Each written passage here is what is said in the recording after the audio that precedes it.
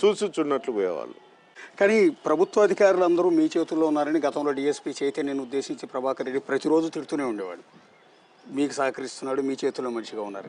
రీసెంట్గా ఒక CI Anandarao something చనిపోయినప్పుడు ఆత్మహత్య చేసుకుంటే మీ వల్ల చనిపోయారు అని ప్రభాకర్ రెడ్డి గారు ఆరోపించారు.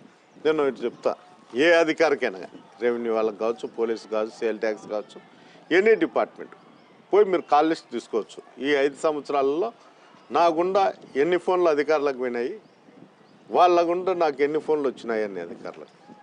ఆనందరావు అనే సిఐకి వ్యక్తిగతంగా ఫ్యామిలీ గొడవలు ఉంటాయి. అవును, ఈరోజు నేను చెప్పాల్సిన అవసరంలే. అదే ఆ కుటుంబము వాళ్ళు ఫ్యామిలీ ఎక్కడ పెట్టినారో ఆ చుట్టుపక్కల వాళ్ళకి అందరికీ తెలుసు. ఆ ఫ్యామిలీ గొడవల్లో అతను సూసైడ్ చేసుకోవడం జరగదు. ఆ రోజు భార్య ఉన్నది, కూతురు కూడా ఉన్నది. మేము చేసిండేది ఏం లేదు. కానీ ప్రతి దానికి ఎవరన్నా కానీ రాజకీయంగా ఉనికి కోల్పోయేటప్పుడు ఎదుటి మనిషి మీద నిందలేయడం అనేది జరుగుతూనే ఉంటుంది.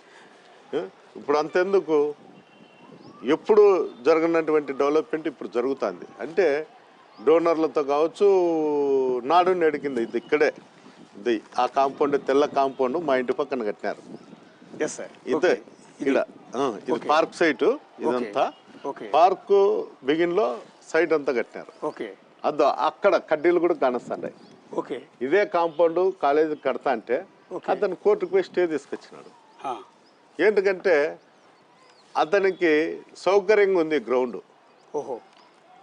వాళ్ళ అనుచరులు తాగేదానికి, తిరిగేదానికి, రాత్రులు వాళ్ళు ఏదన్నా మాట్లాడుకోవడానికి అది ఉపయోగపడుతుంది. ఇప్పుడు ఆ పిల్లలందరూ ఆడుకుంటున్నది ఆ గ్రౌండ్, కాలేజ్ గ్రౌండ్. అది ఆ గ్రౌండ్ అదో ఆడ బేస్ మట్టం కూడా ఉంది. అక్కడ బేస్ మట్టం కూడా ఉంది, కడ్డీలు కూడా ఉన్నాయి. దానిపైన స్టే తీసుకొచ్చినాడు. ఏంటంటే ఆడ 70 మీటర్స్ రోడ్డు ఉంది, ఆ రోడ్లోకి వచ్చి కడతారు అనేది ఒకతో తీసుకొచ్చినారు. దాంట్లో 6 అడుగులు 7 అడుగులు అతని ఇల్లు కూడా పోయింది, కాంపౌండ్ అంతా. మళ్ళీ ఇంత నీతులు చెప్పే చేసి కుటుంబము వాళ్ళ కాంపౌండ్ కొట్టేసుకోవచ్చు కదా, ఎంత పోయింట్ ఎంత ఎంక్రోచ్మెంట్లో. ఆ 70 అడుగుల రోడ్డు ఇడిచిపెట్టచ్చు కదా.